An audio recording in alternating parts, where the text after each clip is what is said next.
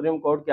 अस्सलाम वालेकुम दोस्तों, उम्मीद है अल्लाह पाक की मेहरबानी से आप तमाम दोस्त बाखैर आफियत से होंगे। अच्छा जी, जो गुज़िश्ता रोज़ जो है सुप्रीम कोर्ट के आर्डर के मुताबिक नैब कवानीन में जो तरामीम थी उनको कल अदम करार दे दिया गया था। अच्छा, मैं आपको ये बताया चलूँ कि नैब कवानीन में तरामीम जो है कल अदम होने के बाद सुप्रीम कोर्ट का एक आर्डर और भी जारी हुआ था कि 7 रोज़ के अंदर अंदर जो केस खुड्डे लाइन लगे थे, जहाँ पर उनको स्टॉप किया गया था, वो केसेस जो है वहीं से दोबारा शुरू होंगे।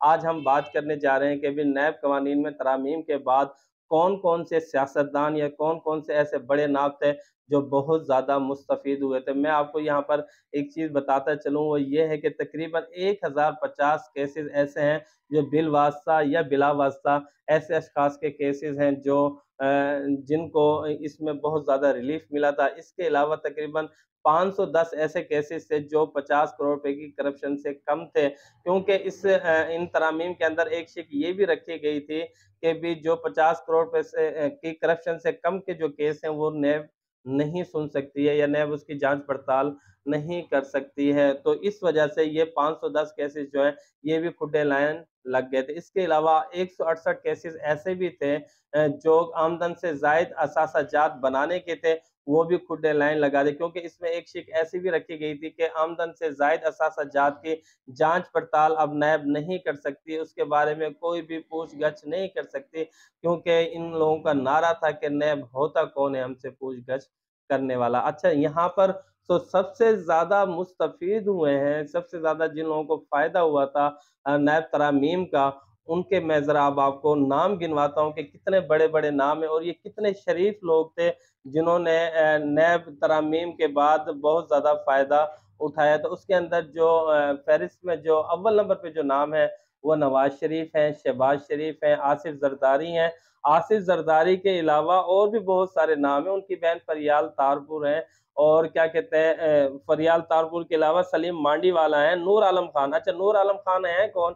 ये जो पब्लिक सर्विस कमीशन के जो चेयरमैन थे, जिन्होंने तमाम करप्ट माफिया को जो है वो गर्दन से पकड़ना था और उनसे करप्शन जो थी वो वसूल करनी थी, वो खुद नैब कवानीन में तरामीम के बाद जो है वो बड़े मुस्तफीद हुए थे, लेकिन उनका अब नाम आ गया। इसके अलावा जो निगरान वजीर आजम है अनवारुल हक काकड़ साहब, ये भी नैब तरामीम में मुस्तफीद हो चुके थे। इसके अलावा शौकत यूसुफ जई हैं, शौकत यूसुफ जई के अलावा जो है अकरम दुरानी साहब हैं, अकरम दुरानी, खुसरू बख्तियार, राना सनाउल्लाह, ख्वाजा आसिफ साद, रफीक, मरियम नवाज के अलावा मौलाना फजल रहमान भी खुद नैब तरामीम में मुस्तफीद थे। अच्छा, इसके अलावा जो है अपना डॉक्टर अब्दुल मालिक बलोच हैं, सनाउल्लाह ज़ाहरी वगैरह, ये भी नैब कवानीन में तरामीम में जो है मुस्तफीद हो चुके थे। मैं आपको यहाँ पर हसनात मलिक की जो रिपोर्ट है, बड़े सीनियर रिपोर्टर हैं हसनात मलिक जो है, उन्होंने एक ज़बरदस्त रिपोर्ट जो है वो शेयर की है। वो कहते हैं कि नैब कवानीन में तरामीम के बाद अगर सबसे ज़्यादा फ़ायदा हुआ है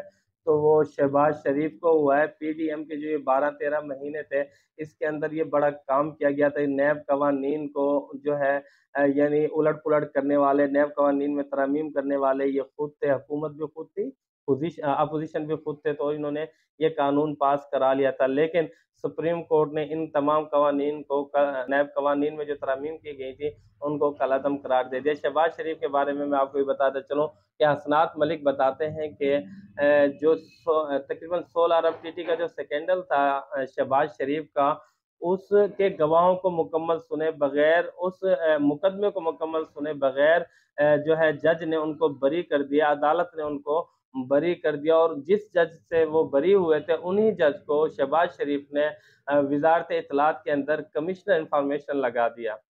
ये बहुत बड़ी बात है कि जो जज जिन्होंने इन्हें बरी किया तो उनको इस तरह भी नवाजा जाता रहा है। इसके अलावा मैं आपको ये बताता चलूं कि जो 50 करोड़ रुपए से कम के जो करप्शन के केस थे शहबाज शरीफ के ऊपर, उसको अंदर 1400 कनाल अराजी केस जो है वो बड़ा सामने था, क्योंकि ये अलाट इन्हें नाजायज तरीके से अलाट कराया था, वो 50 करोड़ रुपए करप्शन से कम था, तो इसलिए वो भी केस खुदे लाइन लगा।